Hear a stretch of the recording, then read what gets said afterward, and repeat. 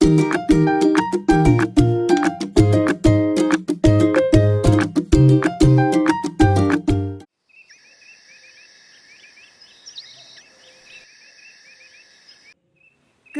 मैं चाय बनाऊं? मैंने तो आज तक खुद पानी उठाकर भी नहीं पिया और मैं चाय कैसे बना लूं?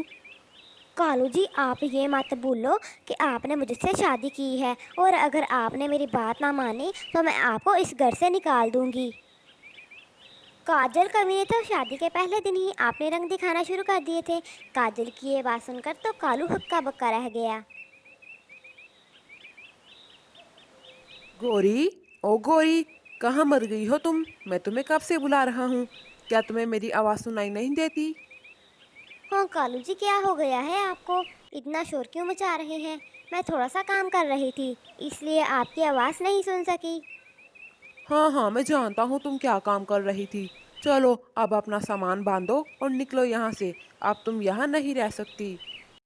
कालू जी, ये आप क्या बोल रहे हो? मैं ऐसे कैसे निकल जाऊं? मैं आपकी पत्नी हूं, और मैंने ऐसा कौन सा काम किया है जिसकी वजह से आप मुझे घर से निकाल रहे हो? गौरी, मेरे साथ जुबान मत लड़ाओ। मैंने जो कहा है वो करो। मैंने एक बहुत ही सुंदर लड़की को पसंद कर लिया है और कल मैं इससे शादी करने वाला हूँ। मैं नहीं चाहता कि जब वो यहाँ आए तो वो तुम्हारी मनहूस शक्ल देखे। गोरी के बहुत मना करने पर भी कालू इसे घर से निकाल देता है। गोरी बहुत रोती है, वो अपना सामान उठाकर घर से निकल जाती है। इधर उधर भटकने के बाद वो सोचती है कि अब वो अपना खुद का एक नाम कमाएगी। कालू जी, आपने मुझे घर से निकालकर अच्छा नहीं किया। मैं आपको कभी भी माफ़ नहीं करूँगी। आप मैं अपने मायके भी नहीं जा सकती, वरना मेरी माँ तो मेरी चिंता से ही मर जाएगी। मैं इस जगह पर एक घर बनाकर रह लूँगी और अपना खुद का एक नाम कमाऊँगी, और नाम कमाकर बहुत ज़्यादा पैसे कमाऊँगी। दोस्तों, पहले फटाफट से मेरी वीडियो को लाइक करके चैनल को जल्दी से सब्सक्राइब कर दो, क्योंकि आगे जो होने वाला है उसे देखकर आप दंग रह जाओगे। क्योंकि मेरे पति कालू कौवे ने कर ली थी दूसरी शादी, तो उसके साथ आगे क्या होने वाला है उसे देखने से पहले आप फटाफट से वीडियो को लाइक करो और अपने दोस्तों के साथ इसको शेयर कर दो। अगले दिन कालू एक काजल नाम की कवि से शादी कर लेता है। काजल, तुम कितनी सुंदर हो। तुम इस गोरी से तो बहुत ही ज्यादा सुंदर हो। मैं तुमसे बहुत प्यार करता हूँ। कालू जी, मैं हूँ ही इतनी सुंदर? अच्छा कालू जी, अब आप जाओ और मेरे लिए चाय बना कर लाओ, मैं बहुत थक गई हूँ। क्या मैं चाय बनाऊं? मैंने तो आज तक खुद पानी उठाकर भी नहीं पिया और मैं चाय कैसे बना लूं? कालू जी, आप ये मत भूलो कि आपने मुझसे शादी की है, और अगर आपने मेरी बात ना मानी तो मैं आपको इस घर से निकाल दूंगी। काजल कवि ने तो शादी के पहले दिन ही आपने रंग दिखाना शुरू कर दिए थे। काजल की ये बात सुनकर तो कालू हक्का बक्का रह गया। कालू कौवा चाय बनाने के लिए चला गया। अब वो रोज़ इसी तरह कभी चाय बनाता और कभी काजल के लिए खाना बनाता। कालू की ज़िंदगी तो एक नौकरी की तरह हो गई थी। दूसरी तरफ गोरी कवि जंगल में गोलगप्पे का एक ठेला लगा लेती है और इन्हें जंगल में बेचना शुरू कर देती है। गोलगप्पे ले लो गोलगप्पे, मज़ेदार चटपटे गोलगप्पे।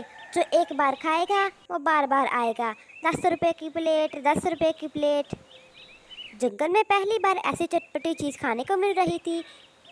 वो इतनी सस्ती भी थी कि सब पंछी हैरान हो गए। सब पंछी गोरी कव्वे के पास दौड़ दौड़ कर आने लगे और इसके गोलगप्पे खाने लगे। गोरी कवि, मुझे भी दो गोलगप्पे। ये कितने मज़ेदार होंगे ना। ये तो दिखने में ही बड़े मज़ेदार लग रहे हैं, और इतने सस्ते। वाह भाई वाह, क्या बात है। वाह भाई वाह। गोरी बहन, ये गोलगप्पे कितने मज़ेदार हैं ना। आपके हाथ में तो जादू है, जादू। अब तो मैं रोज़ यहाँ से गोलगप्पे खाने के लिए आया करूँगी। गोरी कव्वी के गोलगप्पे अब जंगल में बहुत मशहूर हो गए थे। सारे पंछी गोरी कव्वी के पास रोज गोलगप्पे खाने के लिए आया करते थे। गोरी कव्वी के पास अब बहुत सारे पैसे जमा हो गए थे। उन पैसों से वो अपने लिए एक सुंदर सा लकड़ी का घर बनाती है। कालू कव्वी और काजल के बीच झगड़ा हो गया था। कालू, मुझे नहीं रहना तुम्हारे साथ। मेरी तो किस्मत ही खराब थी जो मैंने तुम्हारे साथ शादी कर ली। तुम तो मुझे एक काम करके भी नहीं दे सकते। मैं जा रही हूँ अपने मायके।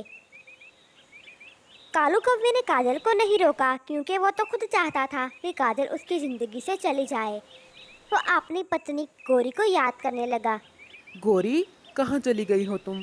गोरी, तुम कितनी अच्छी थी ना, मेरा कितना ज़्यादा ख्याल रखती थी, फिर भी मैंने तुम्हें कितना बुरा भला कहा। गोरी, मुझे माफ़ कर दो, तुम वापस मेरी ज़िंदगी में आ जाओ। गोरी, गौरी प्लीज़ मुझे माफ़ कर दो। गौरी कवि की एक सहेली थी जिसका घर उसके पति के घर के पास ही था। एक दिन उसकी सहेली उसके पास आती है।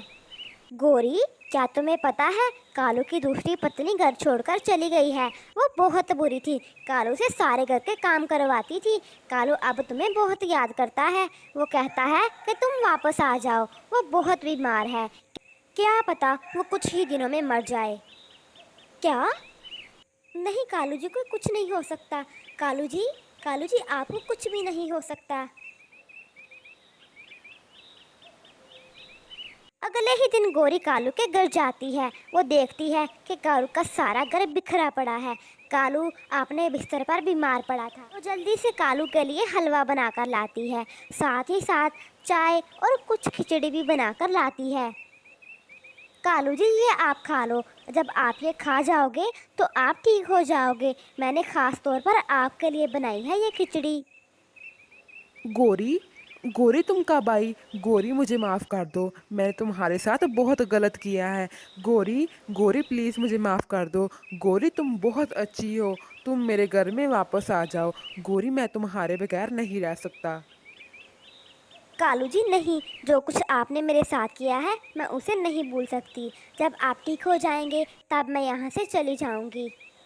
गौरी कवि की बात सुनकर कालू चुप हो जाता है क्योंकि उसे अपनी सारी ज्यादतियों का अंदाज़ा हो चुका था। कुछ दिनों के बाद कालू बिल्कुल ठीक हो जाता है। गौरी अपने घर वापस जाने के लिए तैयार खड़ी थी। गोरी, मैं आज के बाद तुम्हारे साथ कोई बदतमीजी नहीं करूँगा।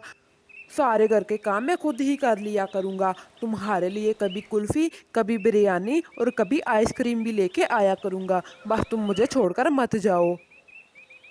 कालू जी, मुझे लगता है कि आप वाकई अपनी गलती पर शर्मिंदा हैं। ठीक है, मैं नहीं जाऊंगी आपको छोड़कर। बस आप मेरे साथ प्यार से रहना, ठीक है ना? हाँ हाँ गौरी कवि, बिल्कुल ठीक। आज के बाद मैं कुछ भी ऐसा नहीं करूँगा और तुम्हारे साथ बहुत प्यार से रहूँगा। गौरी कवि बहुत खुश थी कि कालू को अपनी गलती का एहसास हो चुका है। अंदर ही अंदर तो उसके दिल में लड्डू फूट रहे थे। कालू कौवा बाजार जाता है और बाजार से बिरयानी और आइसक्रीम लेके आता है। फिर वो दोनों आपस में बातें करते हुए बिरयानी खाते हैं और आइसक्रीम के साथ साथ बिरयानी के मज़े उड़ाते हैं।